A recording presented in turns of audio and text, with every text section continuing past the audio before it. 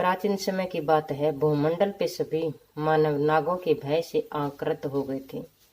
सबने मुनिवर कश्यप जी की शरण ग्रहण कर ली। कश्यप जी भी भयभीत हो गए, किंतु ब्रह्मा जी के सहयोग से उन्होंने मंत्रों की रचना की। उन्होंने ब्रह्मा जी की उपदिष्टता थी।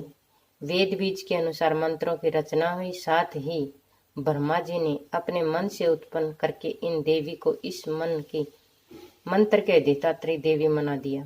तपस्या तथा मन से प्रकट होने के कारण ये देवी मनसा नाम से विख्यात हुई।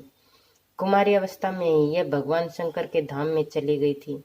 कैलाश में पहुंचकर इन्होंने भक्तिपूर्वक भगवान चंद्रशेखर की स्तुति की। मुनि कुमारी मनसा ने देवताओं की वर्ष से 1000 वर्षों तक भगवान शंकर की उपासना की। तदंतर भगवान आशुतोष इन पर प्रसन्न हो गए। मुने भगवान शंकर ने प्रसन्न होकर इन्हें महान ज्ञान प्रदान किया, सामवेद का अध्ययन करना कराया और श्री कृष्ण को कल्प वृक्ष रूप अष्टाक्षर मंत्र का उपदेश किया। मंत्र का रूप ऐसा है, लक्ष्मी बीज, माया बीज और काम बीज का पूर्व में प्रयोग करके इस कर्षण शब्द के अंत में ह्रीं विभक्ति लगाकर नम पद जोड़ दिया जाता है। ओम श्रीं ह्रीं क्लीं कृष्णाय नमः।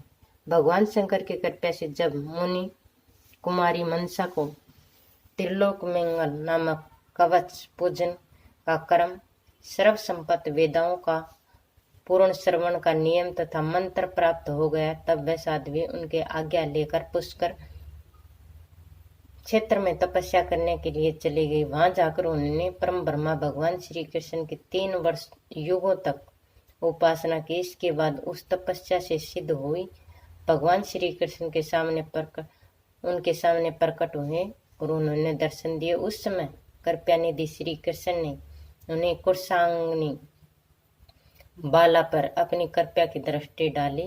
उन्होंने उनका दूसरों से पूजन करवाया और समय भी उनकी पूजा की। साथ ही वर दिया कि देवी तुम जगत में पूजा प्राप्त करोगे। इस प्रकार कल्याणी मनसा को वर प्राप्त करने का भगवान अंतर ध्यान हो गए। इस तरह इस मनसा देवी की सर्वप्रथम भगवान श्री कृष्ण ने पूजा की। तत्पश्चात शंकर, कश्यप, देवता, मुनि, मनु, नाग, मानव आदि में से त्रिलोक में श्रेष्ठ व्रत का पालन करने वाली यह देवी पूजित हुई। फिर कश्यप जी ने जरत्कारु मुनि के साथ इनका विवाह कर दिया। वे मुनि महान योगी थे। विवाह करने के पश्चात वे तपस्या करने में संलग्न हो गए। वे एक दिन पुष्पर क्षेत्र में उस वट वृक्ष के नीचे देवी जरत्कार की जांग पर लेट गए थे और उन्हें नींद आ गई। इतने में सायंकाल होने को आ गया। सूर्य नारायण अस्ताचल को हो गए। देवी मनसा परम साध्वी और पतिव्रता थी।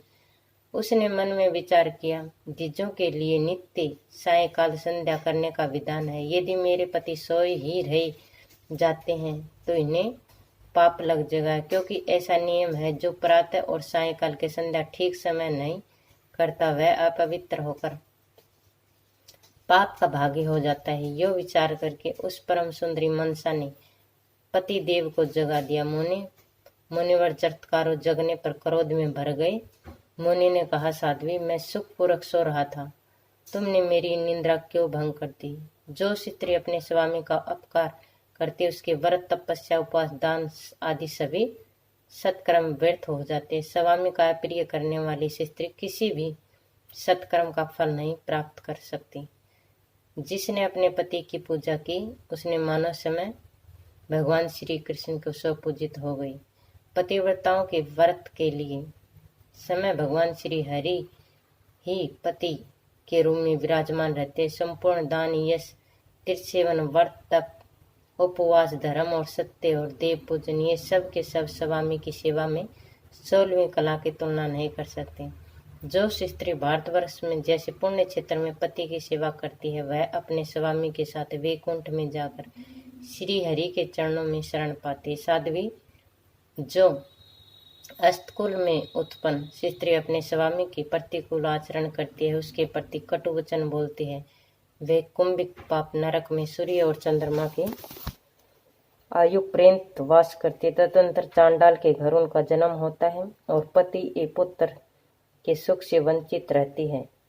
यो कहकर वे चुप हो गए और साध्वी मनसा भय से कांपने लगी।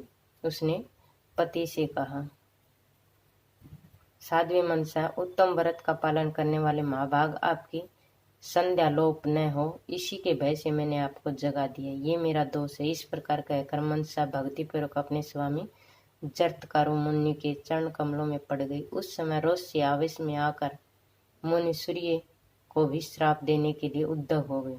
नारद उन्हें देखकर समय भगवान सूर्य संध्या देवी का साथ लेकर वहां आए और भयभीत होकर